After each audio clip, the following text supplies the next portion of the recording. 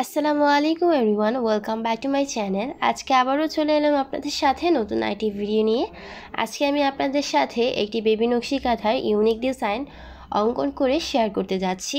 আশা করি আজকের এই ডিজাইনটি আপনাদের সকলেরই অনেকটাই হেল্পফুল হবে।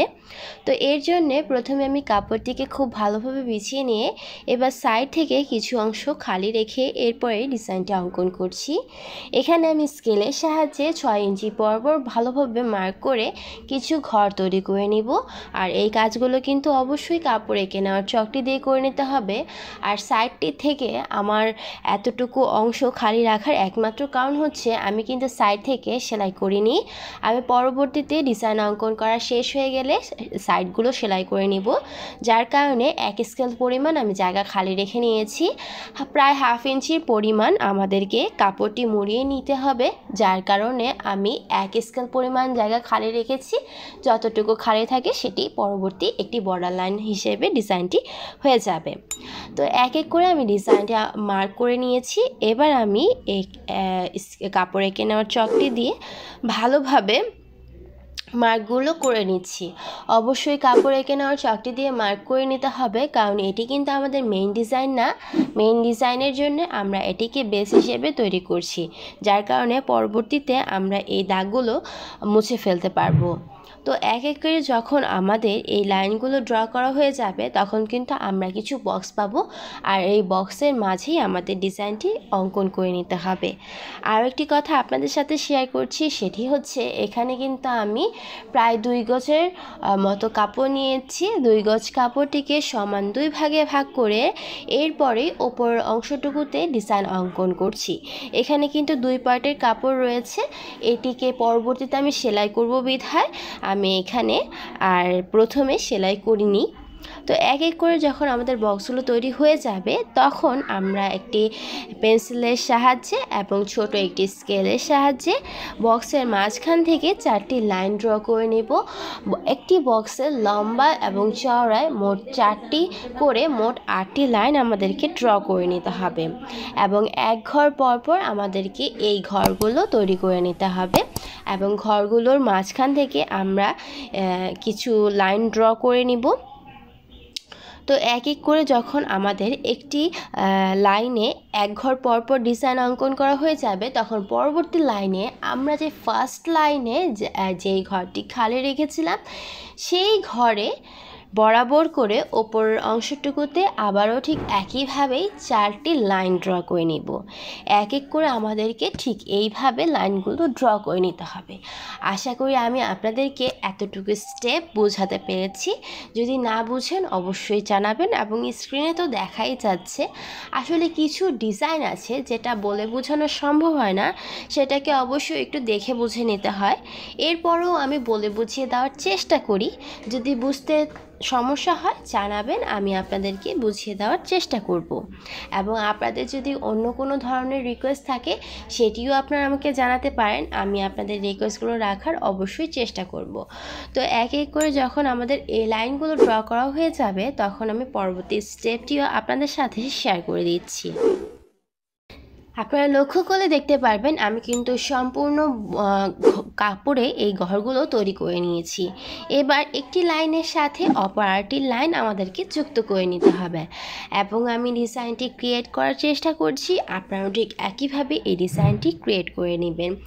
আসলে এখানে কিন্তু ডিজাইন বোঝানোর কোনো কিছু নেই, আমি দেখিয়ে দিচ্ছি স্টেপ বাই স্টেপ। একটি লাইনের সাথে অপর একটি লাইন মিলিয়ে নিতে হবে। আমরা যেই ঘরে যে 4টি লাইন ড্র করেছিলাম দুটি দুটি করে আমাদেরকে 2 সাইড থেকে ভাগ করে এরপরে ডিজাইনটি করে নিতে হবে। তো এক এক করে যখন তৈরি হয়ে যাবে তখন কিন্তু দেখতে অসাধারণ দেখাবে আজকের এই কাঁথাটি।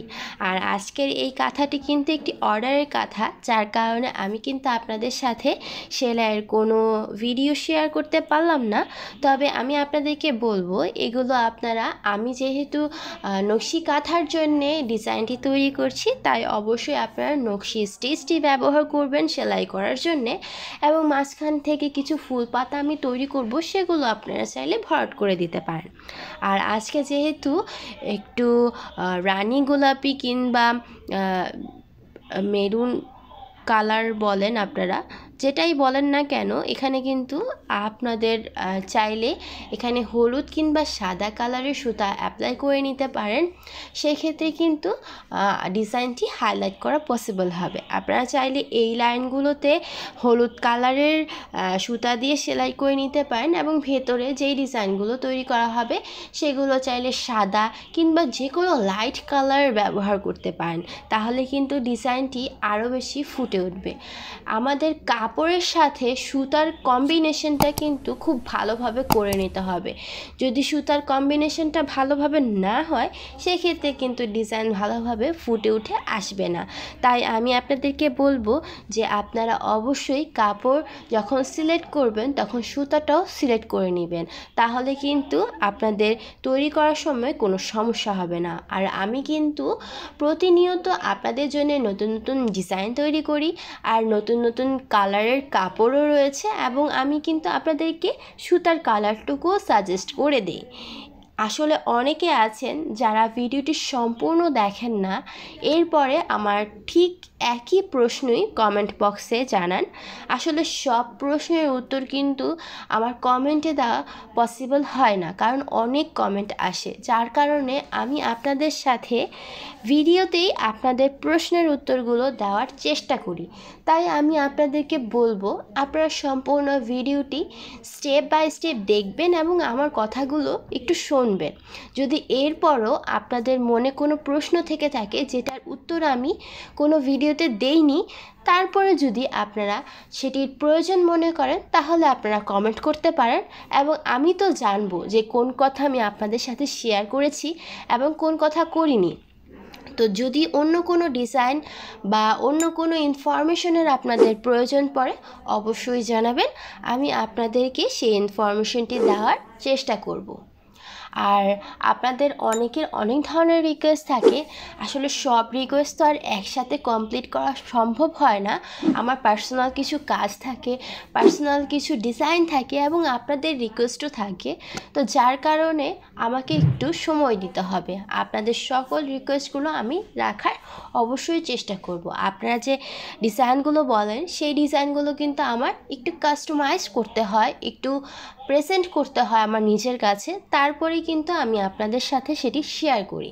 তো যার কারণে একটু সময় লাগে, আপনারা একটু ধীরে সুস্থে একটু ওয়েট করবেন আমার এই রিকোয়েস্টেড ভিডিওর জন্য।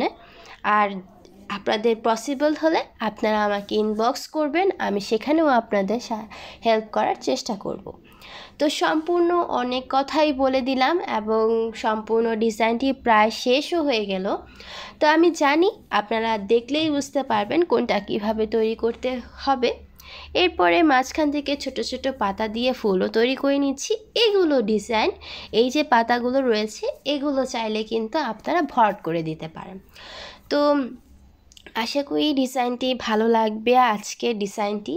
আর আপনারা যদি এই ধরনের কাঁথা কালেক্ট করতে চান সেজন্যে আমার ফেসবুক পেজ এবং হোয়াটসঅ্যাপের নাম্বারটি আমি ডিসক্রিপশন বক্সে দিয়ে দিয়েছি। সেখান থেকে আপনারা চাইলে আমার সাথে কিংবা আমার যারা হেল্পিং হ্যান্ড রয়েছে তাদের সাথে আপনারা যোগাযোগ করে এই ধরনের আর্ট করা কাঁথা সংগ্রহ করে নিতে পারেন। আসলে অনেকে আছেন যারা আর্ট পারেন না তবে সেলাই পছন্দ করেন, তারা চাইলে কিন্তু আমার কাছ থেকে এ ধরনের আর্ট করা কাঁথা কালেক্ট করে নিয়ে এরপরে নিজেদের পছন্দ মতো সেলাই করে নিতে পারেন। তো অনেক কথাই তো বললাম এবং অনেক কিছুই আপনাদের সাথে শেয়ার করলাম। যদি এরপরও কোনো ইনফরমেশন জানার থাকে অবশ্যই কমেন্ট করবেন, আমি আপনাদের ইনফরমেশনগুলো দেওয়ার চেষ্টা করব। তো এক এক করে এই ডিজাইনটি আমাদের কমপ্লিট করে নিতে হবে, আর তেমন কোনো ডিজাইন মাপ আমাদেরকে মেনটেন করতে হবে না। আশা করি আজকের ডিজাইনটি আপনারা বুঝতে পেরেছেন। ভালো লাগলে অবশ্যই লাইক করে দিবেন, কমেন্ট করে জানাবেন, বন্ধুদের সাথে শেয়ার করতে ভুলবেন না। তো আজকে এখানেই বিদায় নিচ্ছি, দেখা হবে নতুন কোনো পর্বে নতুন কোনো বিষয় নিয়ে। সে পর্যন্ত সবাই ভালো থাকবেন, সুস্থ থাকবেন, সবাই সবার জন্য দোয়া করবেন। আল্লাহ হাফেজ।